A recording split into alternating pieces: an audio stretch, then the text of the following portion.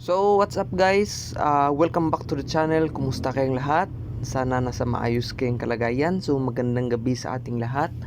So, welcome back sa ating weekly recap ng ating trade last week. So, ngayon ay Monday. Itong trade na ipapakita ko sa inyo ay yung mga trade ko noong Monday hanggang Friday. So, ipapakita ko sa inyo ang trade na naglagay sa akin sa napakalalim na drawdown. So, Euro CHF. So, kung makikita nyo dito, ayan, dalawang stop out yan guys. So, dito, Euro CHF, break and retest setup ito. No? Yan, break and retest. So, na-break itong portion, and then the retest, and then stop out tayo, and then goes to our direction, no, go to our anticipated direction. So malas, no, dahil ganun masaklap. So pangalawang trade ko dito Wednesday, so stop out pa din. So kasi may news So yan yung dalawang trade ko sa USHF. So yan yung naglagay dito sa akin sa drawdown. So kung makita nyo yung equity curve ko, yan, negative 900, negative $180 yan. Kaso lang nakabawi tayo. So papakita ko sa inyo, may dito sa USD CHF. So nakabawi tayo 2R. Yan, makita nyo. Yun. Ang analysis ko dyan is since na na-break itong ilalim, makita nyo, since na-break yan ng price dito, yan, since na-break yan and price is unable to continue lower, so at saka bumalik dito sa ibabaw. So na-break niya yung maliit na structure dyan, na-break niya yung maliit na structure dan, at saka nag-retest dyan, and then holding the trend line. Kung makikita nyo, holding the trend line. So sa 1 hour chart, ayan, so very clear setup, no. Ito hindi ko tinake ito itong setup na to na breakout, hindi ko na take yan sana maganda din yan, kaso nag-alanganin ako kasi maliit yung build up maliit lang.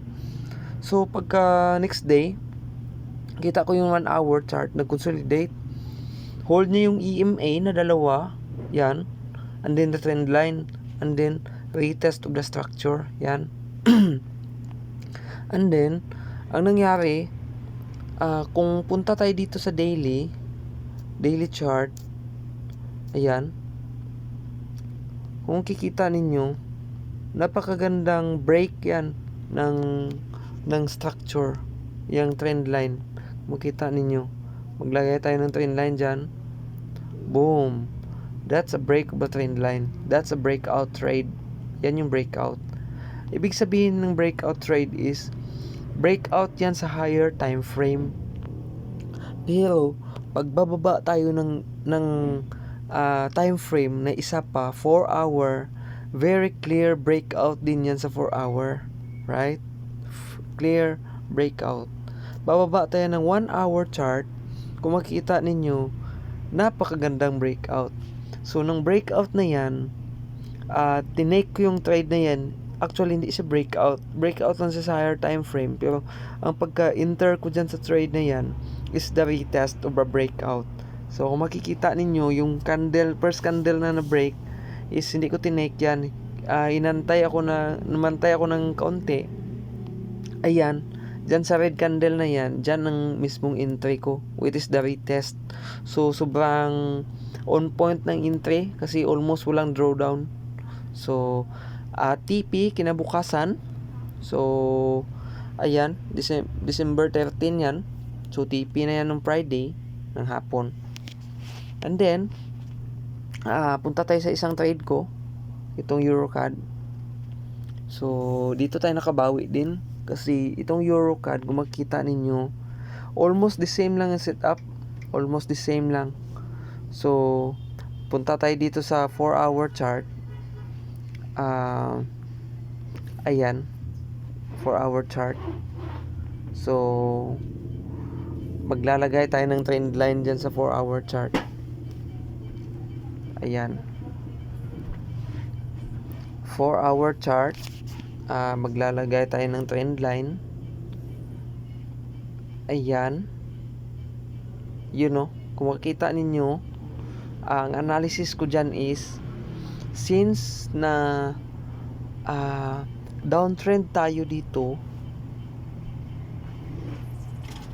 ayan, kung makita nyo downtrend yan, ang price hindi na nag-continue pababa. So, na-broke niya yung trend line na yan, which is yan, na-broke yan. Yan mismo, yan mismo, yung may tuldok. And then, it was holding EMA for a long period of time. So, ngayon, since na-hold niya yung dalawang EMA, and then the trend line, so mas marami tayong confirmation na yung probability is in our favor. So, tapos na-break niya pa yung isang trend line, itong trend line na-break niya. So, bumaba tayo ng 1-hour time frame. Kung makikita natin, break na yung trend line na malaki, plus may isa pa tayong trend line. So, actually, hindi ko na follow yung trend line na maliit. So, ang ginawa ko dito is horizontal line yung ginagamit ko. Ayan. Horizontal line. So, break of horizontal line, 49126. 1.49126. So, dyan ako nag-enter mismo sa 49126. So, yan yung entry ko. 1 to 1 dito. Yan. Take profit ako ng 1/3 ng aking posisyon. So, yung 2/3 is floating pa. Malalaman yan sa Monday kung saan mag-open yung market. Kung mag-gap down tayo or mag-gap up. So, depende pa yan. So, floating pa yan. I-update ko lang kayo next week kung anong kaganapan sa aking mga trade. So, papakita ko lang sa inyo ang current standing natin sa FTMO, current situation. So, yan na yung ating kung makita nyo yung balance, right? Balance natin, 9,940. So, 60 yung drawdown sa balance. Pero dito sa equity is 9,993. So, negative tayo ng 6.40 dollar dyan. Pero okay lang kasi may floating tayo na trade doon sa EuroCAD, which is i-close natin yan sa Monday, depende kung ano ang kaganapan pag open ng market. Ito ka pa, naog ka lang ito pa. So, dito tayo sa mga importanteng bagay, punta tayo sa importanteng bagay. So, dito sa detailed matrix.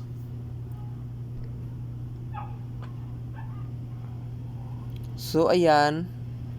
Yan yung real account. Kasi makikita nyo, choose your reward day. Yan, yan. Yan mismo. May choose your reward day. Ibig sabihin yan, real na yan account, hindi yan demo. So, ayan. Yung equity natin, 9,993. Balance, 9,940. Number of trades, 13. Lots, 2.39. Win rate ko is 46.15. So, medyo mababa siya sa 50 na win rate. Sa 50%. So, okay lang. Kasi yung challenge ko, napasa ko. 46 din yung win rate At saka yung verification ko, under 50 din yun. Napasa ko. So, tingnan natin next week. 0.93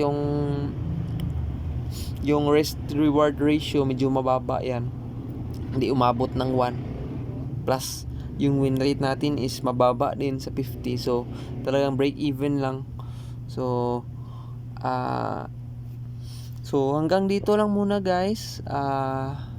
Yun lang, hanggang dito lang muna. Huwag niyong kalimutang mag-subscribe sa channel click nyo yung notification bell para nga pag upload ko next time, updated kaagad kayo.